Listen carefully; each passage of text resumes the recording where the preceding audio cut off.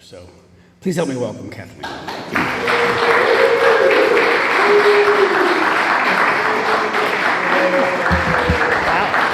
Hi, guys. Oh, there's probably more estrogen out there than there is here, I tell you that. Jeez, you have a lot of gals here. I'll try to make up for it. My name's Kathleen. I'm an addict and alcoholic. Hi, guys. I'm so used to being on Zoom. Hi, everyone. Thank you, Patrick, for inviting me. This is my first gig in a long time. It's like, wow, what do? I grabbed my book. What is it about alcoholics? We need our own book. It's because I have everything underlined, and I know what I just have to open a page. Thank you, Michael. Is there an echo? Do I need to sit back? You okay? Oh, and you have a clock. You don't have a clock. I'm going to set one. Because I have a tendency to go on and on about myself. So it's so good to see everyone. I'll tell you Michael's story.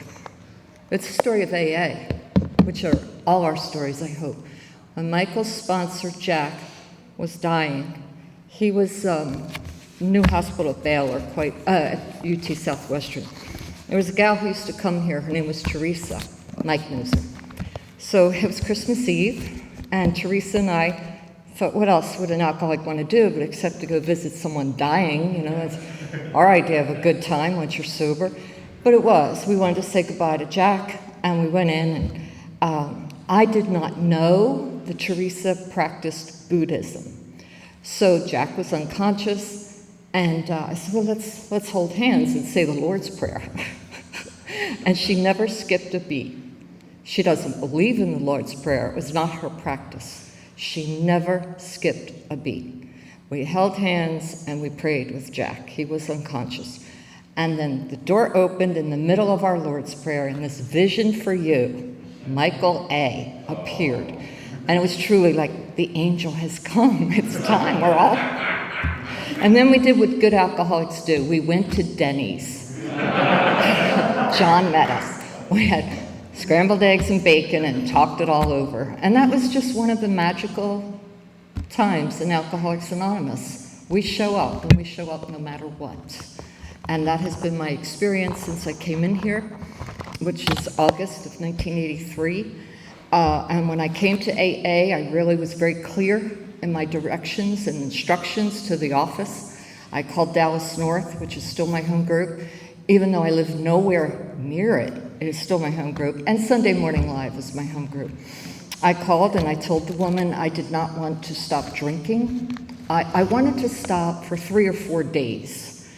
Because we all know once you stop for a couple days, A, you're not an alcoholic, and B, you feel better. So I had watched something on Oprah, who was, where I got most of my information, and I knew that I would feel better. And I am so grateful, and I hope that I, as an old-timer, remember the generosity and the kindness that I was shown, and the openness, because I walked in there and I truly thought 2-3 days I'll feel better. See, what did I know? What did I know? How could I imagine what this life would be? How did I know a door would open into a world I never knew existed? A world of kindness, a world of love, a world of spirit. A world where drunks and addicts somehow learn to be generous and kind. We all have our moments, of course. There's something I'd like to read. I did bring the book for a reason. Let me see if I can find it. I love reading this, probably more for me than you here. But and because of Mike H., I got turned on to the language of the heart. And I love that book. I'm doing a little study with the women I sponsor, and it's language of the heart. This is from Bill Wilson, 1972. I will not read the whole thing. It's called The Language of the Heart. But this touched me, and I relate to it so much. Often, I sense the deep meaning of the phenomena of Alcoholics Anonymous, but I cannot begin to fathom it. Why, for instance, at this particular point in history, has God chosen to communicate His healing grace to so many of us? Who can say what this communication actually is? So mysterious and yet so practical. We can only partly realize what we have received and what it has meant to each of us. And it's such a beautiful, as Bill Wilson writes, This was 1972. He was sober, 35 years, a little more, 36, almost at his death. But when it was published, it's, how could I even fathom what this was going to be? We can't. Thank goodness we can. I would have said no, thank you. They said, oh, you'd probably be married a long time, have all these friends, live this normal life. And I thought, no, I don't want to do that. So let me share a little bit about my background. I went to a retreat once, and this Catholic priest was the facilitator. I don't remember, I didn't know who he was. I didn't go because of him. I was just called to go to this retreat. And it was out near Las Cruces, New Mexico. My husband dropped me off. He was not going. And I remember saying, don't forget to pick me up, right? And there were people I didn't know. And this priest was the facilitator. His name is Father Bill Wigmore. And I'll break his anonymity because he's almost 49 years sober now. But he's this big guy, you know, he's not a Catholic priest. He's studied in the seminary, but he's now a Presbyterian minister. Big guy, strong, Irish, New York, tough. And he did this whole seminar and retreat on what we call two-way prayer, which is a lot of our guidance that we know from the Oxford group. But what he also said when he got up there, he said, I want to tell you who I am. I want to tell you about my childhood. Because if I don't tell you about my childhood, you don't know who I am. And it was so refreshing. It was so surprising to hear this man tell us this story. So I'm going to share a little bit about my childhood. It sucked. So there you go. That. No more needs to be said. Oh man, it was brutal.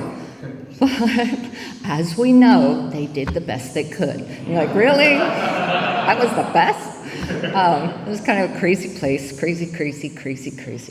But I'll tell you something I just heard. It was so beautiful. Today, there's a Girlapalooza, which is a women's conference, and I got on it this morning. It's all Zoom. And the woman who shared on step 2 talked about her childhood and that her mother was 14 when she was born.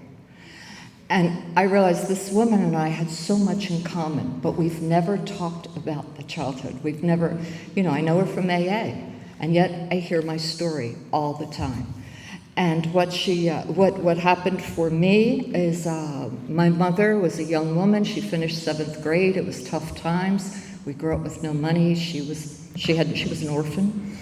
And I guess she met, I hope, a good-looking Irish guy, and off they went, and she had 4 kids. Not cool. I'm 70 years old. I was the youngest. So this was not a happening. 80-some years ago, my older brother was born. So with that, she lived with her aunt who raised her and was terribly mean to her, and consequently terribly mean to us. So what happened is my whole life has been governed by core issues that I formed at 5 years old, like most of us. I'm not going to measure up. No one better ever know what really happened here. And I will do everything to cover this up. And it's through the steps, through the fellowship, through the power of this grace, through a God that I do not understand, and nor do I want a God that I understand, that I have come to a point of such healing, such incredible sweetness of life, that I am blown away that I could have missed it. I could have missed it all. We talk about our past becomes our greatest asset. I look at that time in my mother's life, having these 4 kids. It was hard. It was just hard. And I grew up downtown. It's Michael's favorite part. I grew up downtown, South Philly. For my friends who don't know about South Philly, it used to be a little bit of a hellhole. Now it's very trendy. You're like, they're moving back. It was the great dream for everyone to leave, like to go to New Jersey, down the shore. Just let us get down to Atlantic City or something. But now it's like real trendy. Homes are expensive. Those row homes. It was just kind of a wild time. I look back at that and there's tremendous healing that has happened. Not just for me, but it's generational healing. Because as I heal and I become more whole, and I can embrace not just my childhood, but the spirit of how humans live, what we do the best we can. And it also, my healing has reached back and brought my mother into this healing, brings my brother who died of a drug overdose, brings all the anger and all the sadness into a place of healing. This is stuff I would have never asked for. Who the heck wants that? I just want to stop drinking for 3 or 4 days. So the childhood was crazy, a lot of screaming, a lot of fighting, a lot of hollering, a lot of anger. And that's what poverty does. That's what poverty does. That's what lack of education does, and that's just the way that is. I grew up in a neighborhood that drugs came into, and yes, I know you're not going to be shocked. I'm a former drug addict too. Thank God, right? Thank God I found heroin. You know, I look back at that, and there used to be a commercial. A lot of you guys are too young, Michael and Michael, remember Paul. It used to be like for V8 juice, and they'd go, oh, I could have had a V8 instead of like this Hershey bar, right? And I think, oh, I could have gone to college instead of shooting heroin. I didn't think of that. It was in the 60s. It was, you know, rock and roll and Janis Joplin and Jimi Hendrix, everyone who OD'd, you know, Billie Holiday. I was like, oh, that's the one. I used to get loaded and listen to that music. There's something really dark about alcoholics and drug addicts. And then we become these sunbeams. How does that happen? We know. So, yeah, I was introduced to drugs, and it started with the dreaded weed, marijuana. I have a picture. I do presentations on the history of the women in AA, and I've got the best picture. It's called Marijuana Girl. I showed it today. You gotta have a sense of humor when you do this stuff. Her bosoms are hanging out, you know, she's got that sultry look, and it says, the deadly weed. Thank God, a life of sin. So yeah, it started with pot, and then it went on. Well, I don't think I need to explain to many people, even if you've never taken a drug, there's something about us that just want more. That's how that's how I roll. I take an Excedrin, and I wait for the effect today. I go, oh, Excedrin, like caffeine. I talk to my friend Mike, I go, should I take 1, maybe 2 today? I don't look at it the same way someone else does. So then I went off, it started with marijuana, it moved to meth, and then it moved to heroin. And that's just how that went. It was a tough little neighborhood, people are poor, people are dying, people are ODing. It's the 60s. The insanity part, someone ODs, and you say, wow, where'd you get the stuff? Must be good. That's insane. That is step 2. But I didn't know anything about step 1 or 2. I just knew, hey, you know what? Drugs took me to a place where I didn't care.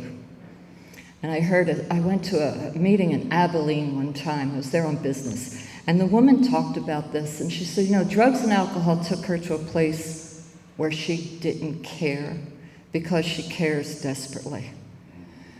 And I thought, that's really what happens.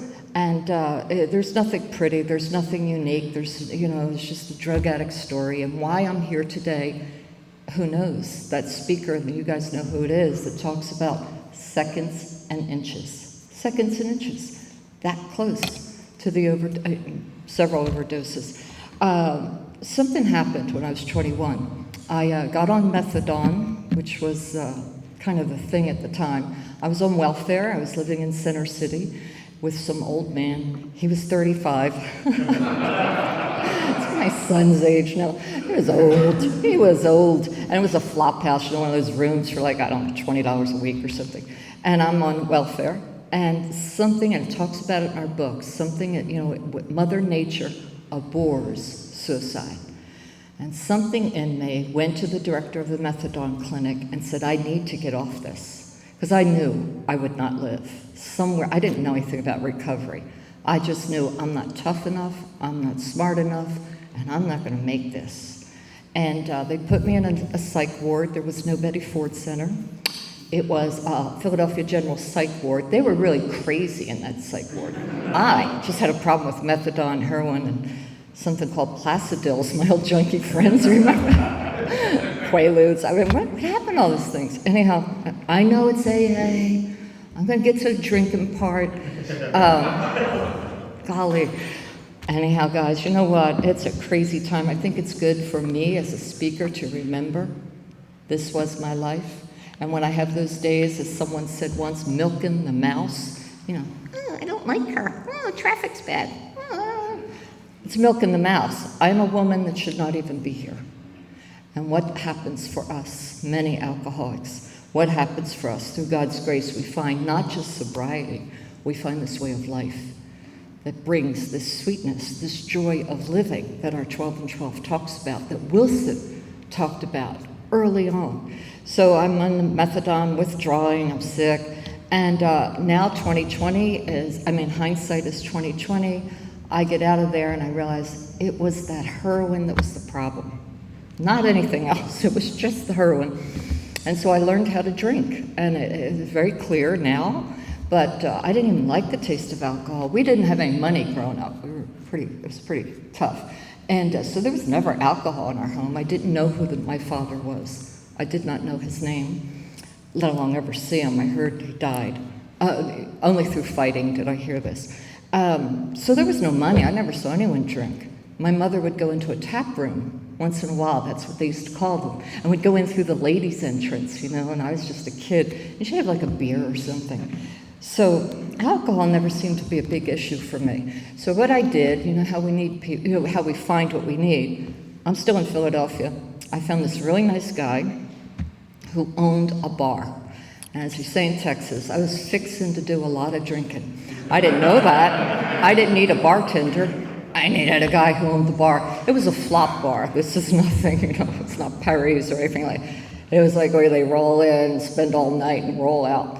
But that's where I learned to drink. That's where I learned to drink. The powerlessness never came into this. I'm a party girl. I am 21. I am 22. I am 23. I am adorable. I am the girl who can dance on tabletops, drive home extremely drunk, have the cops pull me over, drive my car home for me, and let me in my apartment. They were the days. I would now be calling from Loose Sterrett, saying, well, I got drunk. And it was fun. And I like when Paul Hunter tells his story. That's my cute husband over there. When he tells his story, and it's a story I heard other people say, the alcoholic takes a drink, and the drink takes a drink, and then the drink takes the alcoholic. And I look back at this time. This is when I'm drinking, it's fun. I drank for the effect. I went immediately into blackouts. I thought everyone did that. Of course, I only hung around people who drank like I did. And I don't know if you ever had this experience, the first time someone tells you you drink too much. It's highly insulting. And this boyfriend, I don't know what was wrong with him. I was driving his car the wrong way down the street, and he said, you drink too much. And we got to move on. This one's getting old. And I was still partying. It was fun. Step one did not come till I walked into this door and I heard you tell me what powerlessness is. I thought there was something just drastically wrong with me, and that I drank the way I drank, and I went into blackouts, and I didn't know anyone else who ever talked about that. It is so shameful, so frightening. And then I walk into a room full of people, just like you, and there you are talking about this. That was my step one, but the powerlessness is always in the drunkalogue. The powerlessness was the denial, the powerlessness and the insanity. I moved, I changed everything in my life. I moved to California, I didn't know anyone, I moved to San Francisco. I met people who had like normal families, people who actually went skiing. I don't know why that still amazes me. My neighborhood, you turned on the fire plug, and that was the highlight of the summer. Hiding the key from the cop was the big thing.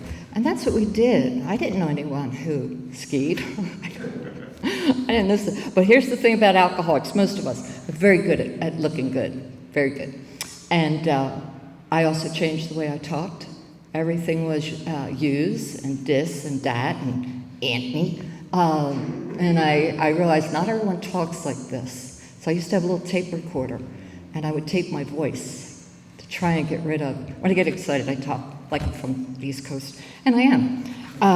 Now we traded in yous for y'all. I don't know if there was a big progression there, but this is where the drinking. I was drinking a lot of fun in San Francisco. I worked down at the Embarcadero. I lived in, great little studio, had a view of Bank of America. I had all these girlfriends that came from other cities.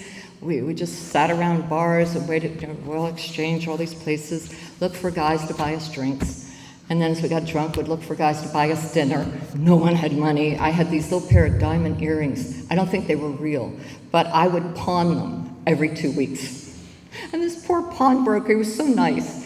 He'd give me $20, and I'd come back 2 weeks later, get them, and 2 weeks later, I'd pawn them again. And now I look at that, it was kind of a fun time. I don't know when it stopped being fun, guys. No one remembers. But I moved. I thought, I was doing well. I got a job in the travel industry. I didn't dress anymore, as I say, like a little slut kitten. I realized not everyone dresses that way. These were people who had mothers and fathers who went to college. They had easy to pronounce last names. My neighborhood, no one's last name was easy. So I started to change. And I thought truly if I changed everything on the outside, it would be okay. If I had the right look, if I had enough money, if I dated the right person, I would be okay. And it's the great gift, the great ban of Alcoholics Anonymous. It has nothing to do with the outside. It's always going to be what's inside. And when I first heard that, I think it was not Clancy, it was Chuck Chamberlain. I used to listen to a lot of, and they were tapes. And he said that God put himself somewhere I would never look, inside. And I remember it was so profound. That's what I love about early sobriety. Everything is so profound. Now it's like, oh, shut up already about that. Oh, no, not really. It's all sunbeams, no judgment. You just roll along long-term sobriety, wondering what these fools are doing. Not really. It's just, you know what? Judgment has come big time. I'm judgy. And it gives me a lot of opportunity to work step 6 and 7. I've got to understand the program in a whole new way. And I think that is the surrender. All right, I'm going to finish up about all this drinking. It was fun. It was fun. I hope it was fun. I don't remember much of it. And I moved to LA. I got a job promotion. I went to LA. And I remember thinking, oh, I forgot to tell you when I was like 19 or 18, I went to LA. It's very different having a job promotion than when you're a young woman, you're leaving town with your girlfriend who is like really rich. She had inherited $7,000. Really rich. She bought a new Pontiac Le Mans. I had my little bell bottoms and off we went to LA. And never been anywhere like that.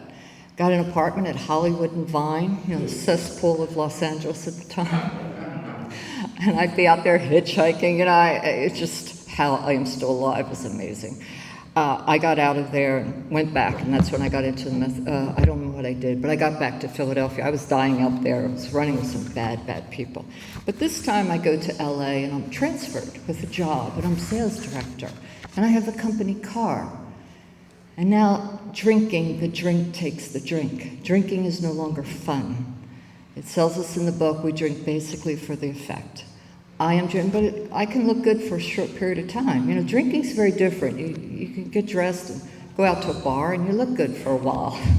And I don't know which one does it, but all of a sudden it turns into something else. I love the way my friend Brooke tells her story. She used to carry, she would collect the drink swizzles, the little sticks. So she would remember how many drinks she had.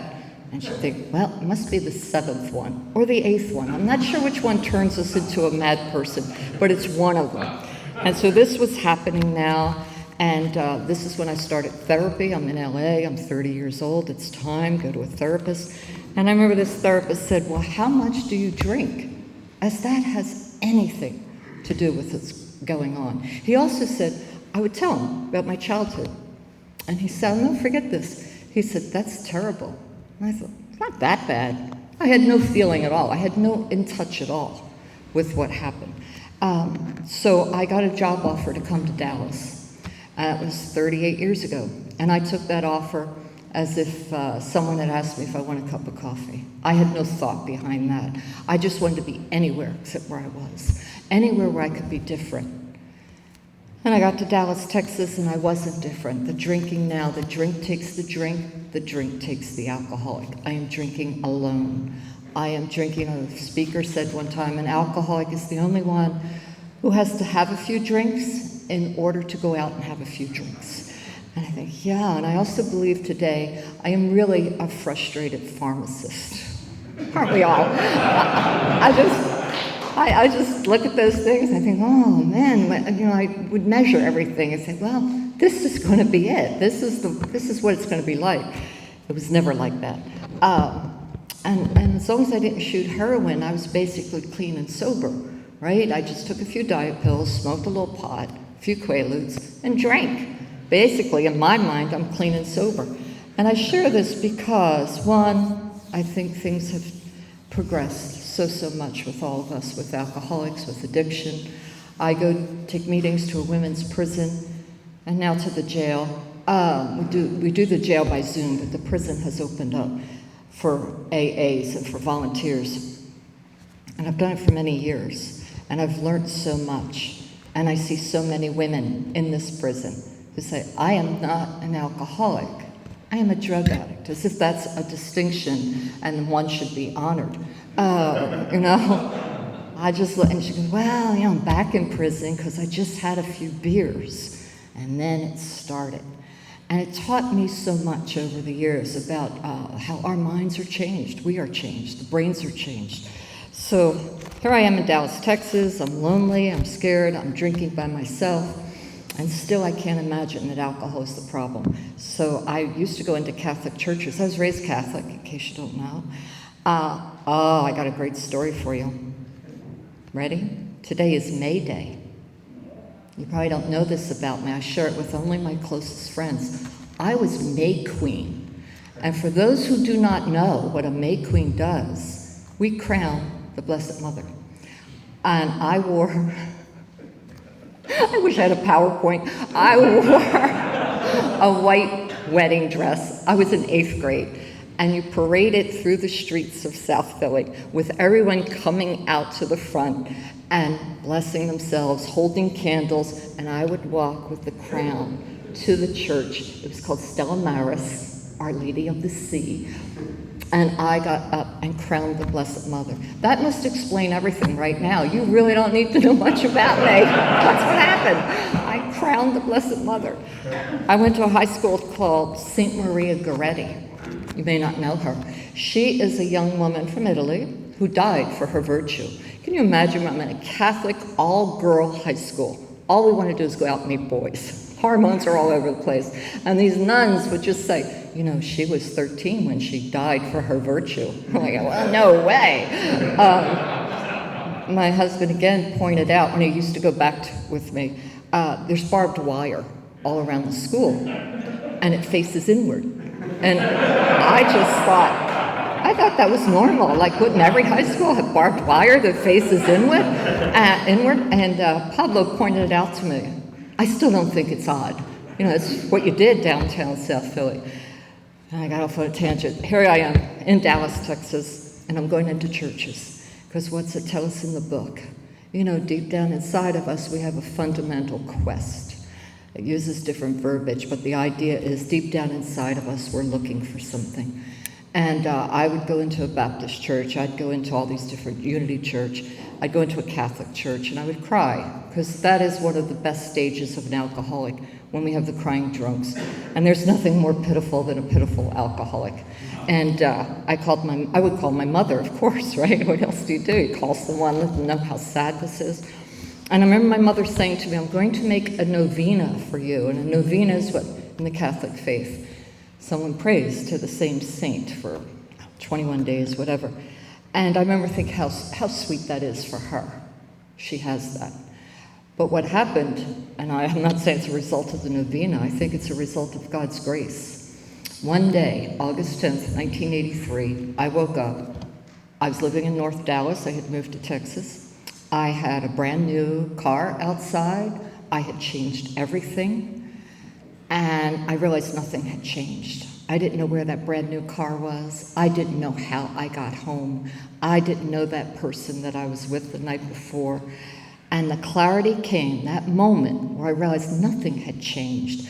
I'm not that 17, 18-year-old girl going into a dope house buying drugs. I'm now a grown woman. going into a bar and drinking myself to death.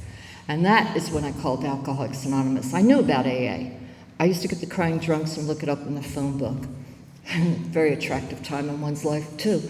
And this time I made the call. And that's when I told the women who answered that I don't want to stop. God knows, or stop this. But I did want to stop for 3 or 4 days.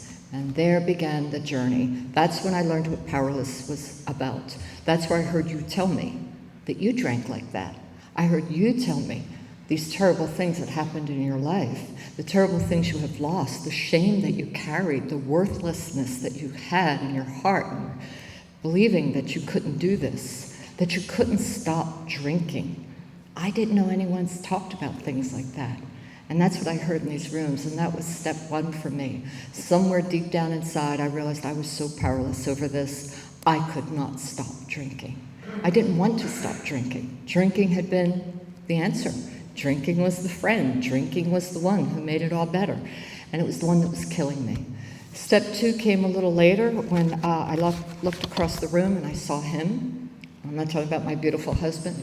I saw some sick puppy in that room. I was 2 weeks sober, and it was time for a relationship. Some of you may relate to this. People in my home group, it's like watching a car wreck in slow motion. You just go, oh God, they've hooked up. He was very, very, very angry. Poor cat. He'd never been loved. That was the problem. And I was the girl who was going to fix this. But here's a hint for all my friends, male or female. When a man says to you he'd like to take a machete to his mother, it's not a good sign. It's not like, that's someone you want to hang out with the rest of your life. I'm 2 weeks sober. He was sober forever. He had a year. And so off we rode into the AA sunset. And it wasn't, I have women I sponsor. They go, what do you think? Should I get into a relationship? And I go, don't drink. Just don't drink. That's all I can say. You get into some pain you couldn't even imagine. The worst addiction of my life. And I learned a lot about codependency. And I learned a lot about the healing that has to go on within me. And it took me 2 years to get out of that relationship. It only took like 2 nights to get into it. 2 years. I got outside help. I went to therapy, and I'll never forget the kindness of Alcoholics Anonymous. You knew how crazy I was. We'd have these hellacious fights. And oh man, one Christmas Eve, we're outside in the parking lot of the AA group. He's throwing canned food at me. I'm trying to hold on to the door as he's pulling out the drive. It was a vision for you, that's for sure. Oh my God. And AA would just, they'd let me come back in, and I'd, we gotta fight. And they'd say, sit down, just sit here, don't drink. At the end of the day, don't drink. And I would wait. I think, okay, I don't have to drink right now. That's where I learned about step 2. It tells us we have other issues beside drinking. And I realized I was one sick woman. I was 32 years old, and I did not want to be sober and crazy. It's one thing to be loaded and crazy. It's one thing to be a drunk and crazy. When you're stone cold sober and crazy, it's extremely painful. And so I started this journey on step 2. I started this journey of step 3. I really had no understanding, no interest in this God. I am exactly what the book writes about. Someone who had contempt for all this, all those years of Catholic school. I just figured if there's a God, this must be his idea of a joke. And it was only by only you, start talking about this power greater than yourself. Only because the miracle, and I know many of you know the history of our book, know the history of Alcoholics Anonymous far better than I do. The miracle in this, or the gift of this, is that we actually have God as we understand God. It wasn't a God that you're going to tell me about your God. It was God as you understand God. And I sobered up in Dallas. I didn't hear the word God for 3 months. We talk about God all the time. But somewhere I didn't hear it. And but I looked out the window one day and I saw these trees like we see right now. And I realized there was a good orderly direction out there, something that I didn't have in my life, something that made these trees so, so beautiful today. And I started to understand a little bit about this power. And I would say that 3rd step prayer, I offer myself to thee, to build with me and to do with me as thou wilt. I say it a lot today, but what happens today when I say that, do with me as thou wilt, I have exceptions. I go, yeah, but not that. You may do with me as thou wilt, but I don't want to do that. Like, let's keep it on what I want. So it's so interesting. That was the third step, and I'll share what happened on my fourth step. I was in the midst of this relationship. It's crazy. And I started to do my fourth step. And I remember how kind everyone was at my home group. I was so scared, and like everyone, just didn't want to do this. And I finally started writing. I had a sponsor. I don't know where she is now, but at that time, she was one of those angels who come. She was 5 years sober, which might have been 50 years sober. Some of 5 years sober is so long. And she had been married to the same man for 35 years. Well, that was not my story. And yet, we spoke the language of the heart. We spoke the language of recovery. And I remember as I did that fourth step, and when I did my fifth step, and how hard it was, and she just said to me, you never have to feel this way again. And that is what happens constantly as I turn over and turn over and turn over and become a different woman each day. And a woman I believe God wanted me to be, a kind, loving, sober woman who can show up no matter what. And that first fourth step, I wrote down whatever I could remember, wasn't much. I didn't have a father. I never really knew that was a big deal, and it probably isn't. I didn't have one. I never knew his name. I just grew up without that. So it never really fazed me. But I wrote it down because obviously that was tragic. If it was or not, I went to a fortune teller, and she told me I was better off not having a father. And I believed her. I thought, well, that guy would have been bad news all the way around. I found he had another family, and nothing happened. And I wrote down God's name, and I was really angry. And then I wrote my name, Kathleen, and pages of anger and hatred came out with my name. And I sat there and thought, how could I be this old and hate myself this much? And it's not uncommon. Alcoholics, this is what happens for many, many, many of us. No one in this room, no one in this church, no one in this Dallas, no one probably would ever do to me what I did to myself. You wouldn't do that. And it took a lot in that fifth step, and it took a lot to go to my steps 6 and 7 for the willingness to be changed at depth. We went to a forgiveness workshop. I don't know why, Michael, me, our friend Christy, we're all sober a long time. It was a great little workshop, priest up there. I'm drawn to these priests, even though I like to ridicule them and make fun, it's a good part of my childhood. I liked going to the convent. I liked working in the church. It was sane in there, even though they were so strict. They were, you could tell they were going to be mean. You never knew at home when they were going to be mean. We went to this workshop, and I'll never forget what this priest did. He talked about forgiveness. It was a contemplative meditation workshop. And what he kept saying is, how committed are you to your past? Do you remember that? How committed are you to that story? And I think about that. How committed am I to this story? And over the years, the commitment to that story has changed. And today, when my little feelings get hurt, I have to remember how committed am I to this story. So I'm going to bring you up to date. A lot has happened. I'm sober 37 years. A lot's happened. One, I've gotten older. I know you can't tell, but I'm older now. I met a man. I had met many men, but this one was a keeper. And we were taking meetings down to the halfway house. Mike H. was going. It was a halfway house for ex-convicts. And isn't that where you'd want to find a spouse? And the good news is neither one of us were living there. But I had gotten involved in 12-step work. And not out of any great desire, it was just this thing that I always wanted to look good. And these two men that we knew asked me if I wanted to take meetings to the jail. And I thought, no, I really don't. But I didn't say that because I was 5 years sober now. I was going to look good no matter what. I said, oh, yeah. I drove around with that application for the jail for 6 months in the back of the window. It was getting yellow from time. And finally, I filled it out. And that's how I started going to the halfway house for ex-convicts. It is now a trendy little apartment building across the street from Starbucks. There was no Starbucks there. It was Lemon and Night, and that's where I saw Paul. I didn't think anything about it, and I had a party. I had broken up with someone, and Paul Hunter came to the party. I broke your anonymity, darling. And he came with a bag of oranges and poinsettia. That is such a cool gift to bring to a party. And then he left his sunglasses at my house, and that's such a cool, right? You know that trick. And I just knew that I had met the man I wanted to marry. I was 41 years old. I never thought I would get married because I never thought I could make those vows and mean them. And I was 7 years sober, and we just celebrated 29 years on Sunday. We had a great, so fun. Let's hear it for God. Let's hear it for recovery. Let's hear it for patience, certainly with my husband, with me.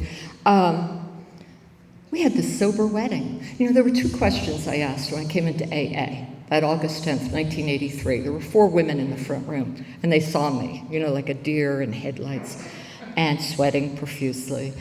And they took me back. What do you do to a poor alcoholic whose, like, nerves are on edge? They gave me coffee, found some sugar donut for me, like, hey, you're buzzing.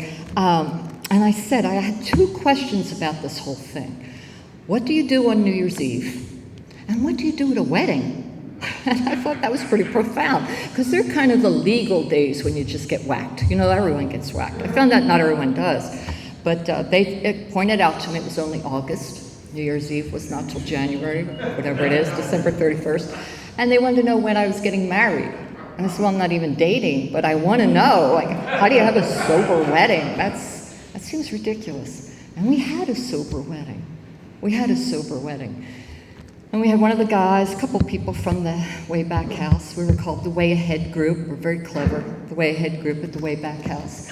And one of them, who went back to prison, he read how it works at our wedding, you know, and it was just such a beautiful, beautiful non-drinking wedding. The people at the church provided little hors d'oeuvres, and we had a horse and carriage waiting for us. Our vows were written according to our 11th step. May I understand rather than be understood. And may I forgive rather than be forgiven. That prayer is so beautiful and sometimes very, very difficult. I have it here, the prayer of St. Francis. Why I'm talking about my marriage, I don't know. It's because one of the great gifts of being sober. I was a sober woman who could walk down the aisle and say, I do, and know I was going to love Paul the rest of my life. That was an amazing thing for me. I come from a family, my poor mom never got married. She never knew what that was like. I don't even know if that man ever came back. I know he died. I did find out his name. I've been blessed with really not caring. My brothers never got married. I come from a long line of people who just don't get married. And yet we got married in a sober wedding.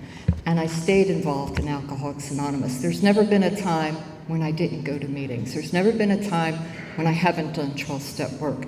It's what we talk about in our big book, The Joy of Living. And going down to this jail changed my life. It used to be called Decker Jail. And I always tell her story, but my friend, I met someone down there, a woman who was cried through the whole meeting. Oh man, you never want to ask them what's wrong. Obviously, it's not good. They're sitting in a jail cell. You're like, oh, I don't want to know.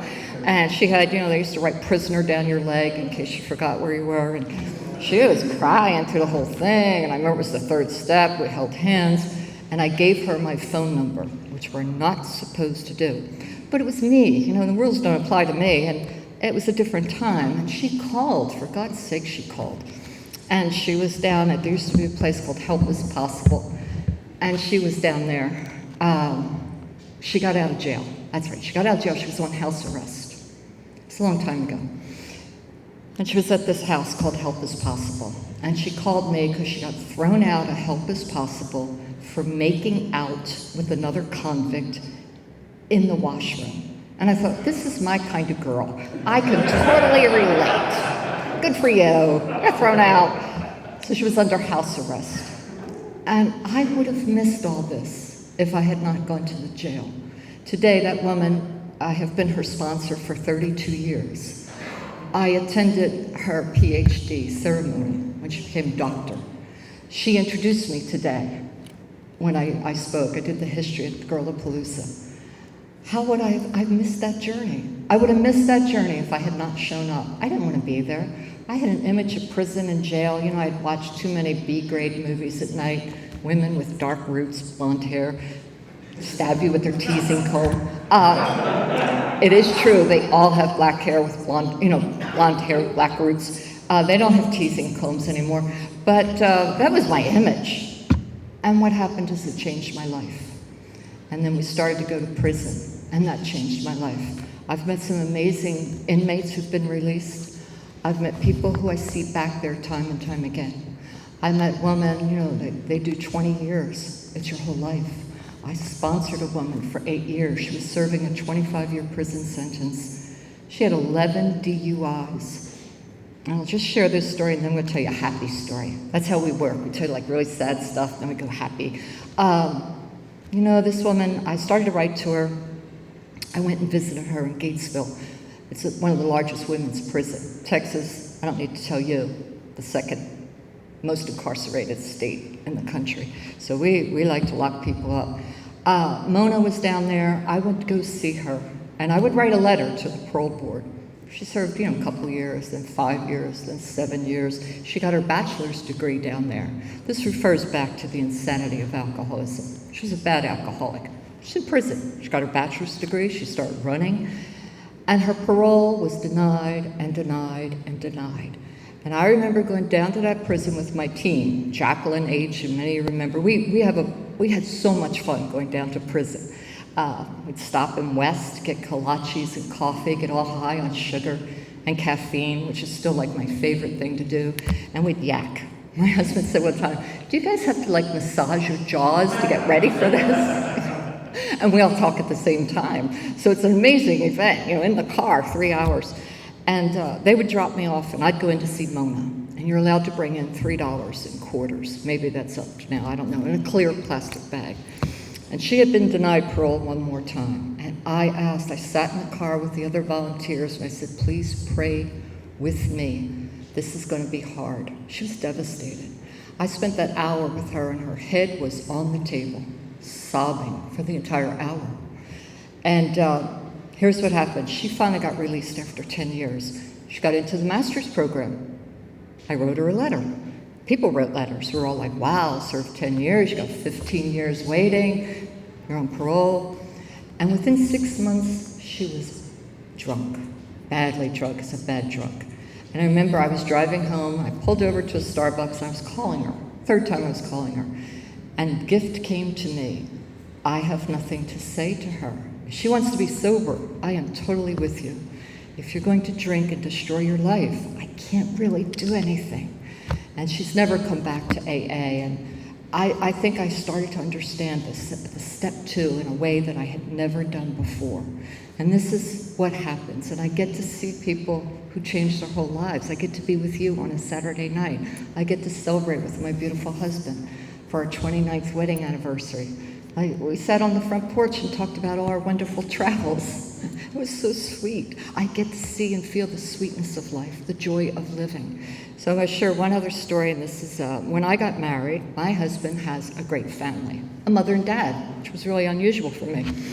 And I told you, I'd never had a father. I didn't really know what that was. I didn't think I missed it. But he had a great dad and a mother. And they were always nice. I remember his father and mother took us out to Luby's. And I remember his dad it was never spoken of. He was just going to buy us dinner.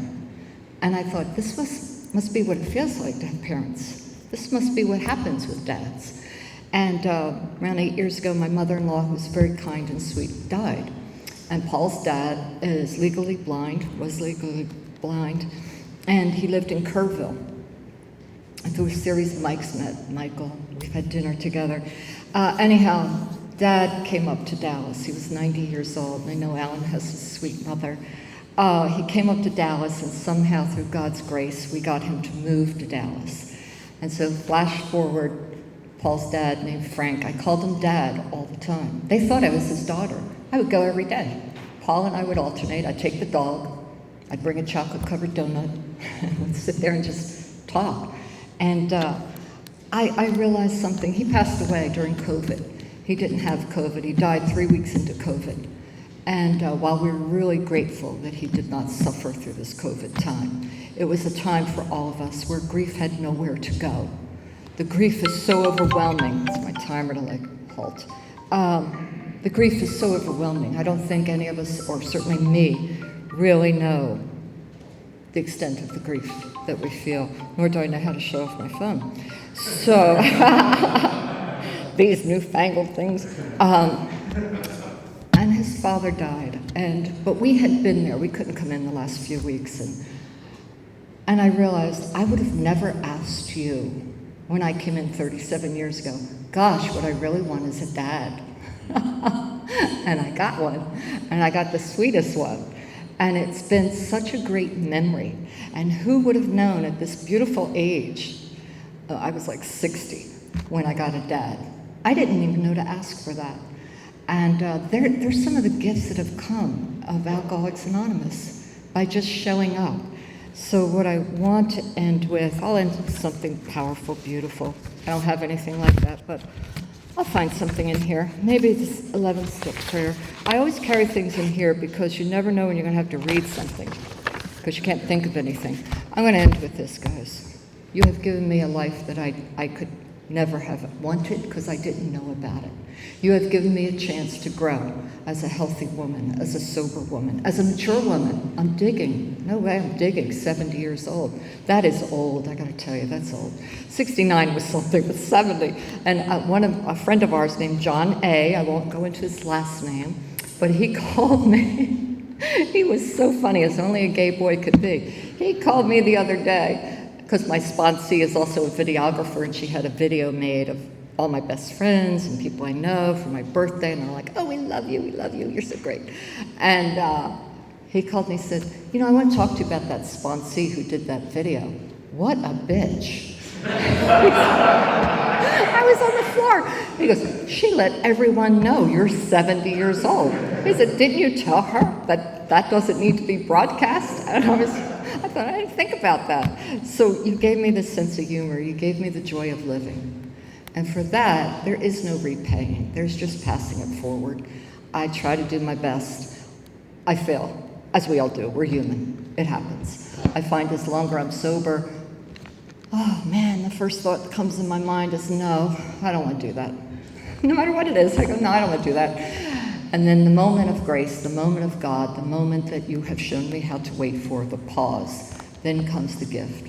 Of course you're going to show up for that. Of course you can do that. And I wouldn't have any of this. I got turned on, I'm going to see what time it is. I got turned on to two-way prayer, and recently, well, Michael and I, who else? Someone else here.